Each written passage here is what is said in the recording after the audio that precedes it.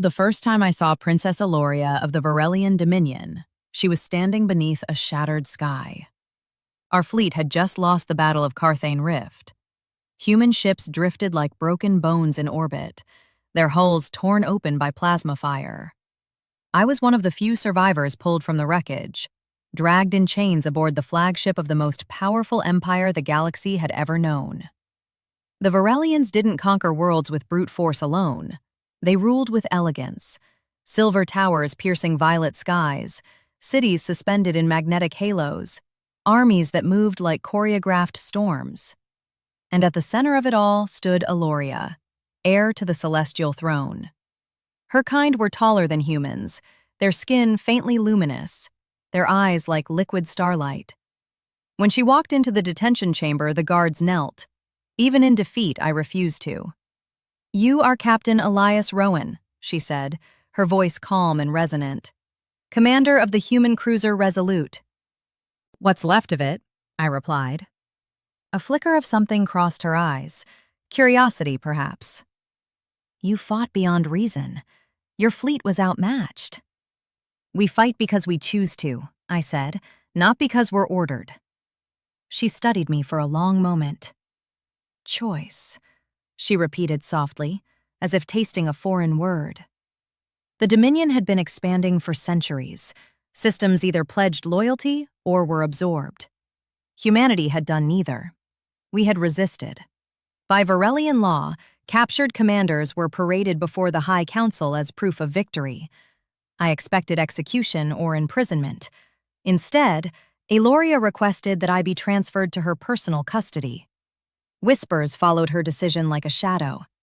I learned quickly that Eloria was not merely a princess, she was a prodigy.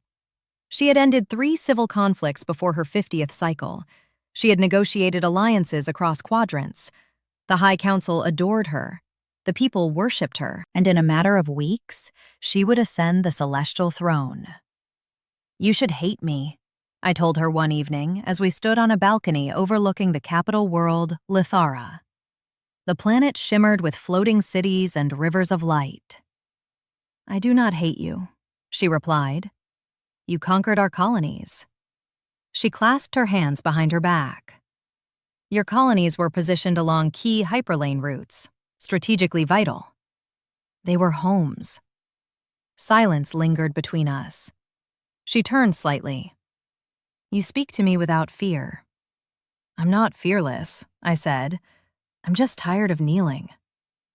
Something shifted in her expression again, something warmer.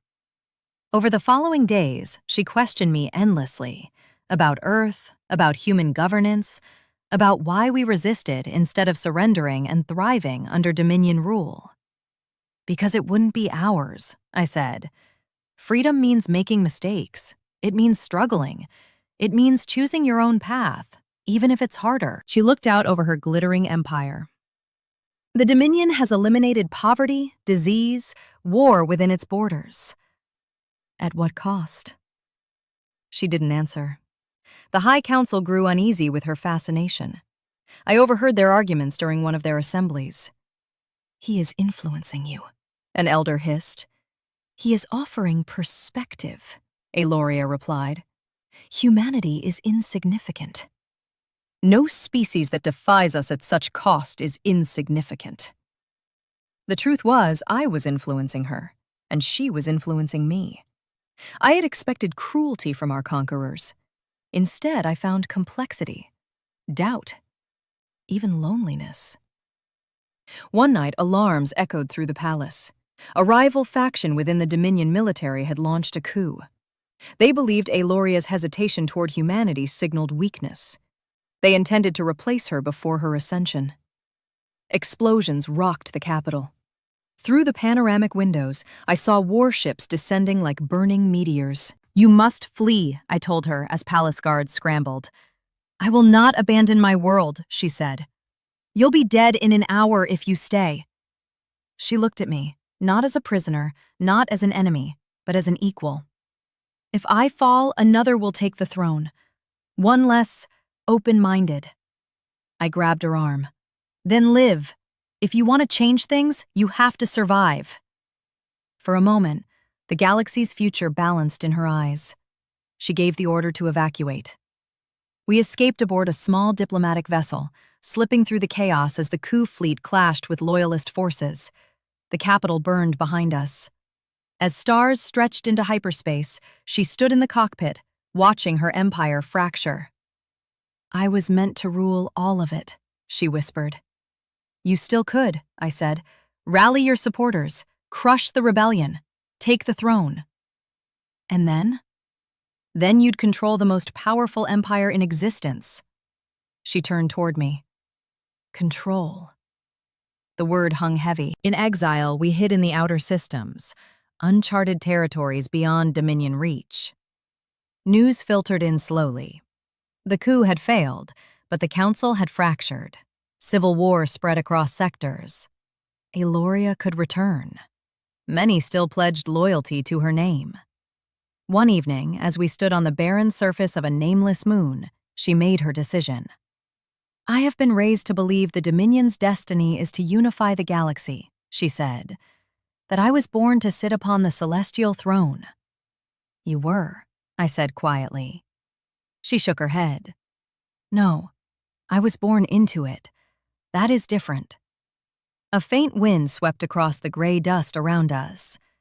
"If I return, I will win," she continued.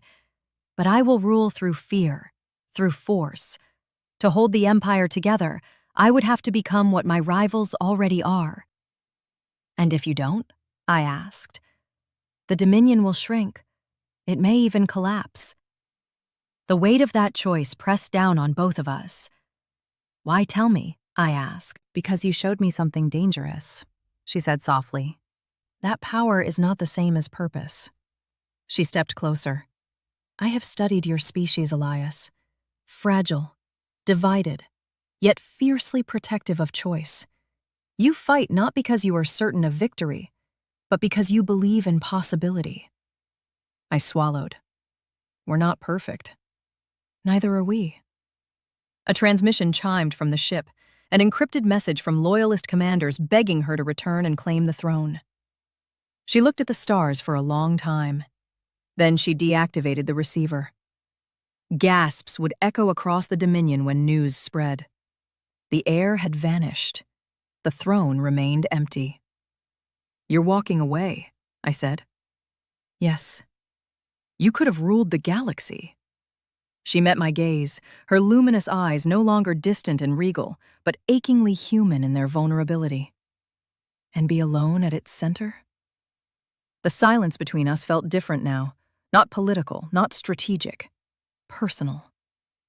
"What will you do?" I asked. "Learn," she said. "Live among those who choose their own paths. Help rebuild what was broken instead of expanding what already dominates." "You mean Earth?" "If your people will have me." I laughed softly. "That'll be a complicated conversation." She smiled, an expression I realized I had rarely seen unguarded. "Complication is preferable to conquest." Months later, the galaxy buzzed with speculation.